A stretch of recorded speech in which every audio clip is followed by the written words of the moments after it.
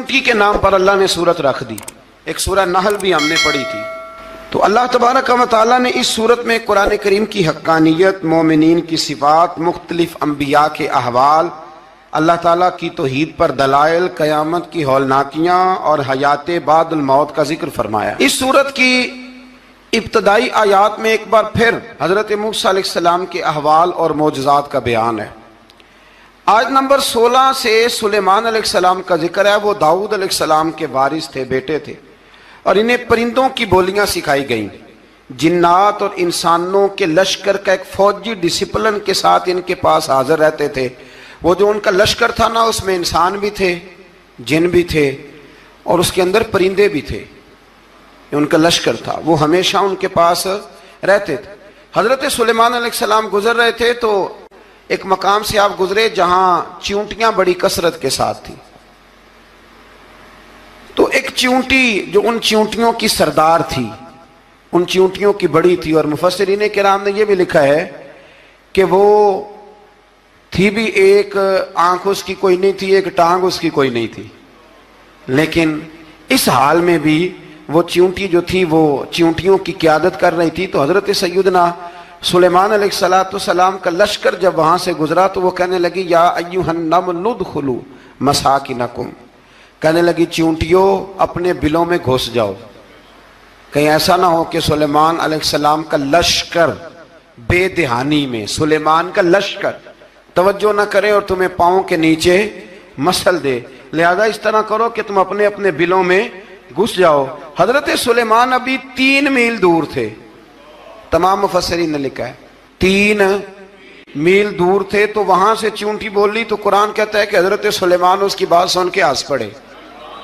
فتبسم ضاحکا، آپ اس کی بات سن کے ہنس پڑے کہ دیکھو یہ چونٹی کیا کہہ رہی ہے. ذرا غور کرنا بات پر کہ حضرت سلیمان 3 میل دور فاصلے پر چونٹی کی بات بھی سن لیتے.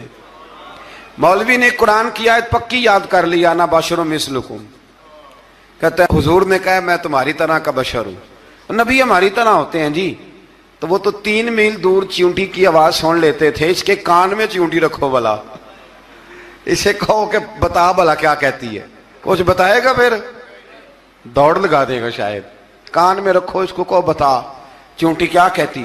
اور اگر یہ لفظ نہ ہوتے قرآن کے کہ جب انہوں نے سنا تو ہنس پڑے، یہ جملے نہ ہوتے تو شاید اس کو بھی نہ مانتے. لیکن حضرت سلیمان نے سنی چیونٹی کی بات. اور اب اگلی بات کہنے لگا ہوں. بڑے خوبصورت لفظ لکھے ہیں مفسرین نے.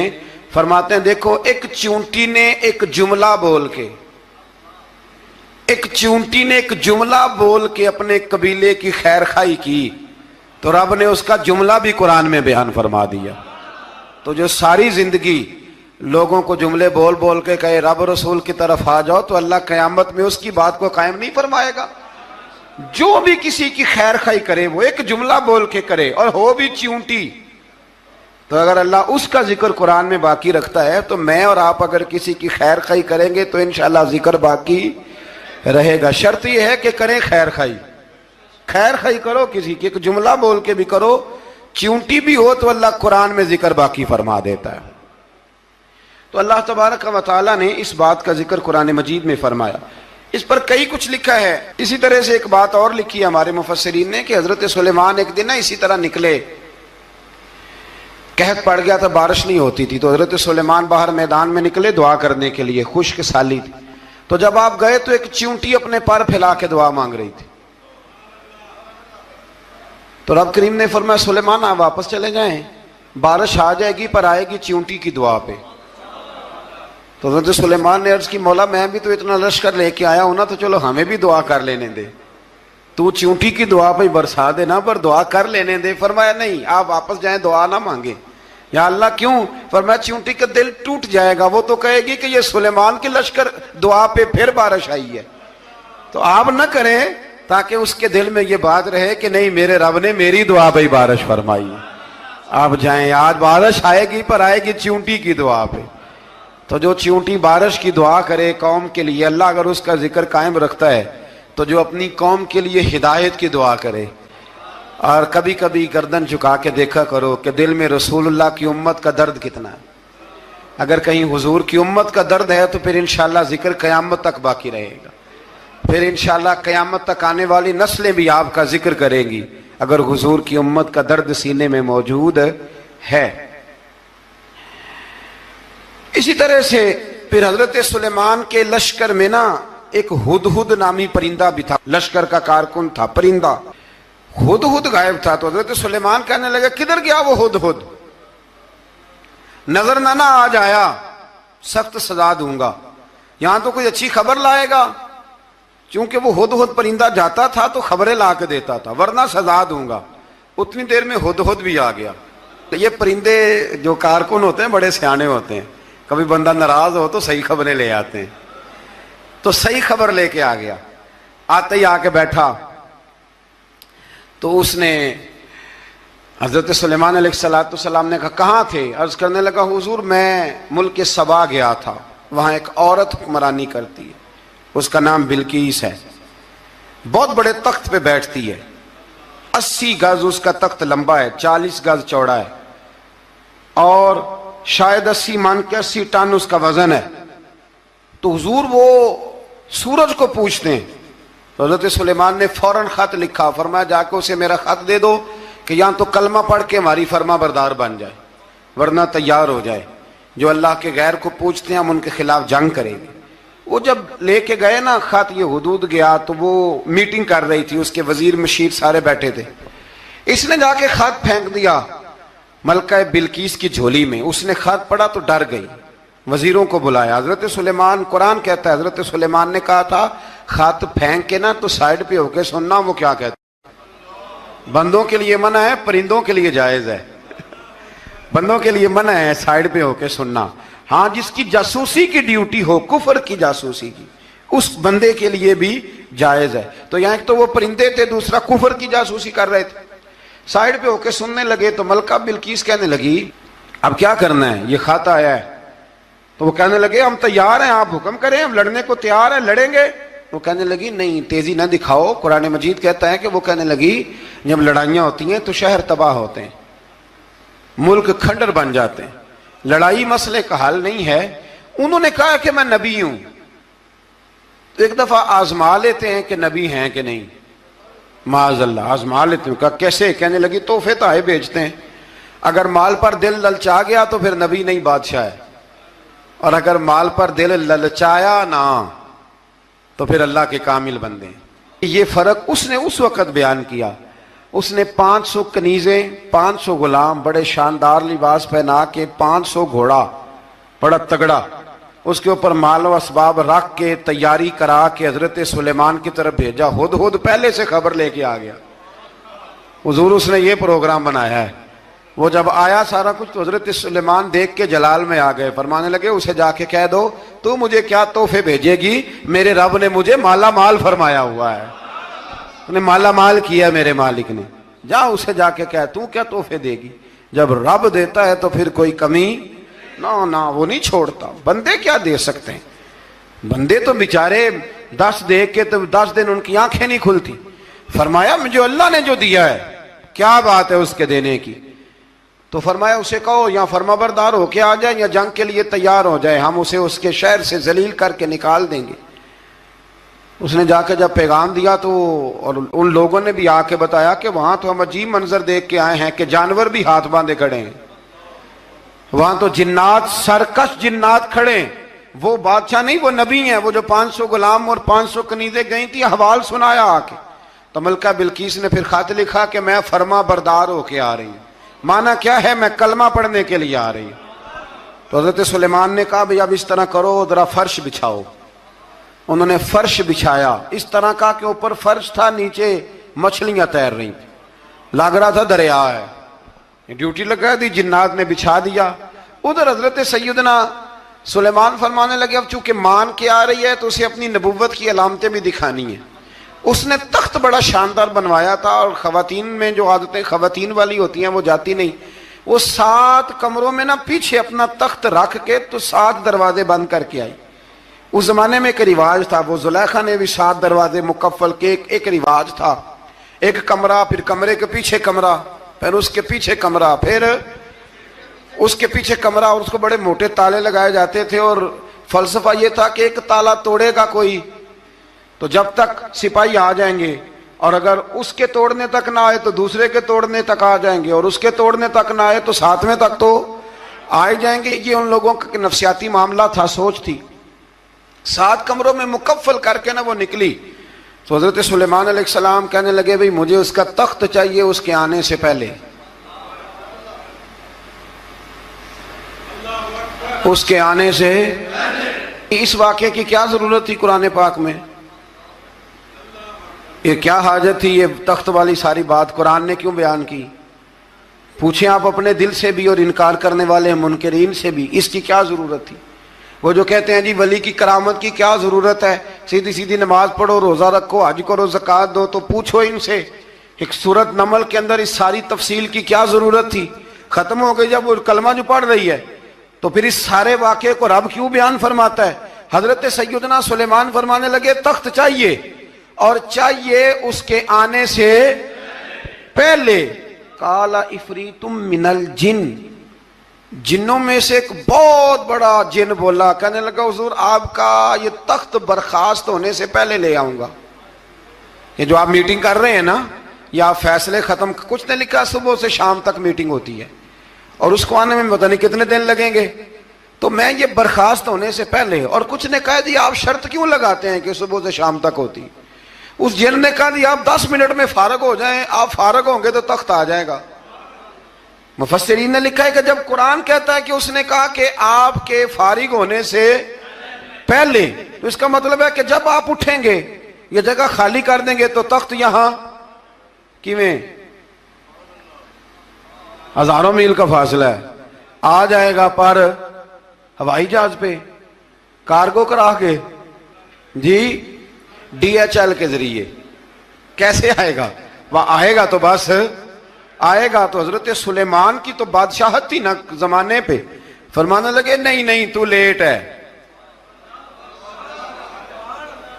تو لیٹ ہے، تو ہمیں جانتا ہی نہیں، ایٹ سٹ تے پکھڑا کوار گندل، اسی اور بھی بوٹیاں جاننے ہاں، یہ تو لیٹ ہے، ابھی ہماری طاقت اس سے زیادہ ہے۔ بڑی کمال بات لکھی ہے لکھنے والوں نے۔ ایک مفسر نے لکھا ہے کہ ابھی حضرت سلیمان نے غلاموں سے منگوایا ہے، اپنی بات کوئی نہیں کی، یہ حال ہے ان کے غلاموں کا، تو سردار کا عالم کیا ہوگا؟ حضرت سلیمان کہنے لگے بھی جلدی جائیے۔ قال الذی عنده علم من الکتاب انا آتیک بہ قبل ان یرتد الیک طرفک، تو اٹھا ان میں سے وہ جس کے پاس کتاب میں سے علم تھا، ساری کتاب کا بھی نہیں، علم من الکتاب، کتاب، وہ اٹھے جن کے پاس کتاب میں سے علم تھا، تو وہ اٹھ کے کہنے لگے حضور میں لے آؤں گا، کب؟ آپ کے آنکھ جھپکنے سے، نہیں آنکھ جھپکنے سے، بندہ تھا جن تھا، جن کی تو بات مانی نہیں انہوں نے، کیا کہا؟ آنکھ جھپکنے سے، میں آنکھ جھپکنے سے پہلے لے آؤں گا۔ تو حضرت سلیمان کہنے لگے تو ٹھیک ہے چل لا، پھر لا، پھر آنکھ جھپکنے سے بڑے ہی نہیں، پھر غصہ نہیں آتا ان پہ، پھر غصہ نہیں آتا۔ میرے شیخ کامل، مرشد اکمل، شیخ بحر و بار، حضور غوث پاک جیلانی، حضرت غوث اعظم یوں کر کے شاگردوں کو، مریدوں کو سبق پڑھا رہے تھے، پڑھاتے پڑھاتے ہاتھ آگے کیا، اور جب ہاتھ واپس آیا تو بھیگ گیا تھا سارا۔ تو شاگرد کہنے لگے حضور یہ کیا ہے؟ فرمایا تمہیں نہیں سمجھ آئے گی، چھوڑو تمہارے والی بات نہیں، خاصاں دی گل آما آگے نہیں مناسب کرنی، رہنے دو تم۔ کچھ وقت گزرا تو کچھ لوگ آ گئے، ابھی کلاس ختم نہیں ہوئی تھی، کپڑے بھیگے ہوئے ہو، وہ شاگرد پہلے ہی منتظر تھے، کہا تمہیں کیا ہوا؟ کہنے لگے دریا میں جا رہے تھے، اچانک ہچکولیں آنے لگے، تو ہم نے کوئی کسی بے عمل کا بازو تو نہیں نہ تھاما، ہم غوث اعظم کے ماننے والے ہیں، تو دریا میں کہا یا شیخ عبد القادر جیلانی شیئا للہ، اللہ کے راستے میں مدد کرو۔ تو کہنے لگے بس ایک ہاتھ ہی آیا ہے، اور یوں کشتی کھینچ کے باہر نکالی ہے۔ تو اب وہ شاگرد سارے چپ کر گئے، کہنے لگے جواب کیوں نہیں دیتے؟ انہوں نے کہا تم نے ہاتھ دیکھا ہے پہنچتا ہوا اور ہم نے ہاتھ دیکھا ہے یہاں سے جاتا ہوا. تم نے پہنچتا ہوا دیکھا ہے تو ہم نے. حضرت بہاؤالحق نقش بند بخاری ان کی ایک مریدنی تھی, اوپر چبارے پہ کسی نے اس کی عزت پہ ہاتھ ڈالا, چبارے پہ اوپر والی منزل پہ. اس مریدنی نے اپنی عزت بچانے کے لیے چھلانگ لگا دی. جب وہ نیچے گر رہی تھی تو حضرت بہاؤالحق نقش بند بخاری پہنچ گئے. نیچے کوئی ایسا بندوبست کر دیا, کوئی چارپائی بچھا دی, کوئی ایسا جس پہ وہ آ کے آرام سے گری اور بچ گئی. حضرت صاحب کی طرف دیکھ کے کہنے لگی کہ حضور آپ کب آئے؟ فرمانے لگے پتر جب تو چبارے سے چلی تھی تب میں بخارے سے چلا تھا. جب تو چبارے سے چلی تھی نا تب میں بخارے سے چلا تھا, اور تیرے نیچے آنے تک میں بھی پہنچ گیا ہوں. میں بھی مالی دا کم راکھی کرنا, پل کچے ہون یا پکے, اے پیر مریداں دے سر تے ہی رہندا ہے. اے جھوٹے ہون یا سچے, یہ پکی غلامی کریں یا کچی کریں, پیر کی بھی مجبوری ہوتی ہے. کیا کریں, پیر مریداں دے سر تے ہی رہندا ہے. اے جھوٹے ہون یا سچے, کیا کیا جا سکتا ہے. دیکھیں نا, نافرمان بیٹے کا بھی تو جائیداد میں حصہ ہوتا ہے نا.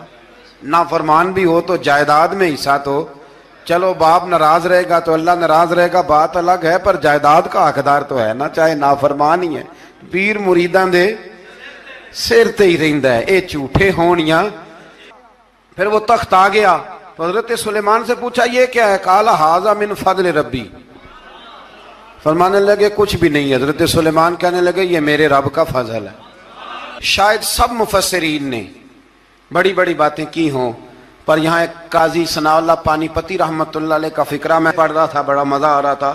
قاضی صاحب فرمانے لگے اس آیت پہ, قاضی صاحب کہتے ہیں جن پر نرا فضل تھا, ھذا من فضل ربی, نرا فضل. فرمایا ان کی تو اتنی طاقت ہے کہ وہ ہزاروں میل دور سے 80 گز لمبا 80 گز چوڑا تخت آنکھ جھپکنے سے پہلے لے آتے ہیں, اور جن کے بارے میں اللہ فرماتے ہیں بشر المؤمنین بِأَنَّ لَهُم مِّنَ اللَّهِ فَضْلًا كَبِيرًا. فرمایا محبوب اپنے غلاموں کو خوشخبری دے دیں, باقیوں پہ نرا فضل تھا, ان پر تو فضل کبیر ہے, ان پر تو بڑا ہی فضل ہے اللہ کا. تو فرمایا جن پر فضل کبیر ہو, ایک نہیں, اس پر میں بڑے دلائل دے سکتا ہوں. کرامات اولیاء پر میں بڑے ہی دلائل دے سکتا ہوں, بڑے. غوث اعظم رضی اللہ تعالیٰ عنہ کے پاس بادشاہ آیا تو کہنے لگا پیر تب مانوں گا جب سیب کھلائیں گے. سیب کا موسم ہی نہیں تھا. تو حضرت صاحب آتے ہی اسے کہنے لگے اب تو میری ولایت کو سیبوں پہ تو نہ تول, اب سیب کھلائے تو ولی یا نہ کھلائے تو ولی کوئی نہیں, یہ تو اب میری ولایت کو سیبوں پہ تو نہ تول. تو حضرت صاحب نے یوں ہاتھ اٹھایا تو اللہ نے 2 سیب عطا فرمائے. تو وہاں جملہ ہے حضور غوث اعظم کا, فرمانے لگے اگر اللہ حضرت مریم سلام اللہ جو بنی اسرائیل کی ولیہ ہیں, ولی ہے نا, وہ نبی تو نہیں نا, عورت نبی نہیں ہو سکتی. فرمایا اگر اللہ انہیں بغیر موسم کے پھل دے سکتا ہے, میں تو محمد عربی کا نوکر ہوں. فرمایا اب نہ 2 سیب آئے تھے, تو وہ کہنے لگا میرے تو دل میں 1 سیب تھا نا. تو حضور غوث اعظم نے نا 1 سیب مجھے دیا, 1 میں نے کھایا تو 1 غوث پاک کھانے لگے. کہتے ہیں میں نے وہ منہ میں رکھا, ذرا ترش تھا, تو میرے چہرے کا وہ رنگ دیکھ کے نا, اثر دیکھ کے کہ تلخی محسوس, تو غوث اعظم کہنے لگے میرے والا کھا. تو 1 انہوں نے کاٹ کے ٹکڑا دیا, کہتے کھایا تو بڑا میٹھا تھا. تو میں نے کہا حضور آئے تو دونوں ہی غیب سے ہیں, تو آپ کے والا میٹھا ہے میرے والا کڑوا ہے. تو آپ فرمانے لگے آئے تو دونوں غیب سے تھے, پر ایک کو ذرا ظالم کے ہاتھ لگ گئے ہیں نا, اس کو تنبیہ بھی کر دی کہ ظلم سے باز آ جا, تنبیہ بھی کر دی. فرمایا ہاتھ ظالم کے لگے اس لیے ترش ہو گیا, سیانا بن. 1 نہیں 20 درجنوں, لیکن پتہ نہیں کیوں لوگ اڑ گئے, پتہ نہیں کیوں کڑ کے آ گئے. کرامت اولیاء کے معاملے میں بالکل, اور پھر کسی حدیث میں یہ نہیں آیا کہ اس زمانے میں ولی ہوں گے تو اس زمانے میں ولی نہیں ہوں گے. حضور نے فرمایا میری امت کبھی گمراہی پر جمع نہیں ہوگی. اقبال کہتے ہیں اولیاء کیا ہوتے ہیں, اولیاء کیا ہیں, جواسیس القلوب. اقبال کہتا ہے ولی کا بہت بڑا ولی تم نے دیکھنا ہو تو اسے دیکھو جو تیرے دل کا جاسوس ہے. چلو یہ مشکل بات ہے, میں نہیں چھیڑتا, لیکن جو تیرے وہ جاسوسی کرتا ہے, پر کرتا ہے تیرے دل کی, وہ تیرے دل کا جاسوس ہوتا ہے.